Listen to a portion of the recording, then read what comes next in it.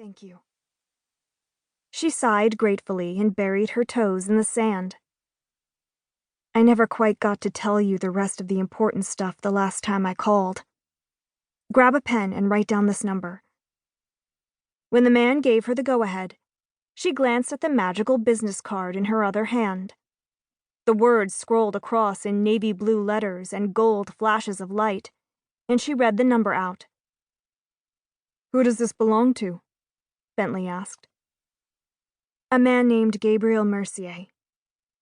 Lily flipped the card over and nodded at the crest of the magical order whose members were spread across Europe. He's a detective with non-magical relations for Cadre Europa. I see. And before you try to ask in a subtly skeptical way, no, I did not get into any trouble with an order out here. He chuckled. It never crossed my mind. We met Gabriel in France, and he told us enough to make it perfectly clear that the Council and most of the magical world has no idea what the Black Heron's up to. Hopefully, when you call him, you guys can start changing that.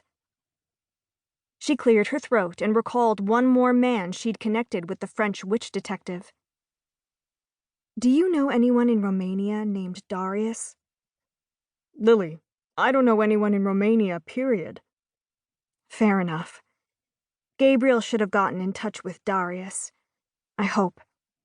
The man's a healer and has a ton of information about the Black Heron. He was putting it all together with Mom right before they took her. There was a long pause, and Bentley took a deep breath.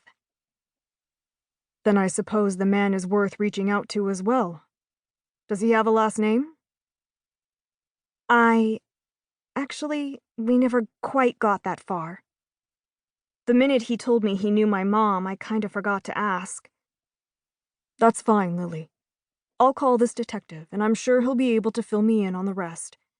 It gives me an opportunity to brush up on my French, anyway. Lily smirked. Remind me to show you this little spell I put together for language translation. I'll put it on the list of things to cover when you, Romeo, and your mother are safely back where you belong. Good. Thanks for everything, Bentley. I wish I could say I'll call you soon, but I'm not exactly sure what'll happen from here on out. Well, at least I'll know it's a call from your own phone the next time I hear from you. You be safe, Lily, and bring her home. That's exactly what I plan to do. Bye, Bentley. She ended the call, turned the screen off on Romeo's phone, and stared at the glistening blue waves that seemed to stretch for endless miles. The sea is the sea. It smells like home. At least there's something familiar here. 2 hands settled on her waist, and she tilted her head enough for Romeo to hook his chin over her shoulder as he wound his arms around her. How'd the call go? She leaned back against him and settled into the warmth of her one constant comfort since she'd left South Carolina a little over 2 months before. Well, it wasn't interrupted by Black Heron magicals and their experiments gone wrong. There were no explosions and no crazy magic, so it was a good conversation. He chuckled and kissed her cheek. Did you give him that detective's number? Yep. She turned away from him a little to meet his gaze and raised an eyebrow. Have you had any luck on finding us a freighter going that way? She lifted a finger to point across the Mediterranean in the general direction of their next destination. Libya. There are numerous freighters, Lil.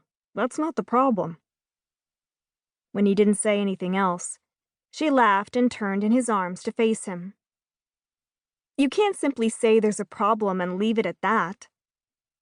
Yeah, I know. I looked into every one of them. They have all kinds of hoops to go through in order to get us on one of those giant boats. The ones that are big enough for the Winnie are commercial only, and there's a crapload of paperwork that goes with it. That's really not going to help us. No kidding. Standing on her tiptoes, Lily left a quick kiss on his lips before she slipped out of his arms. It sounds like we'd better get a move on then. How far away is the closest?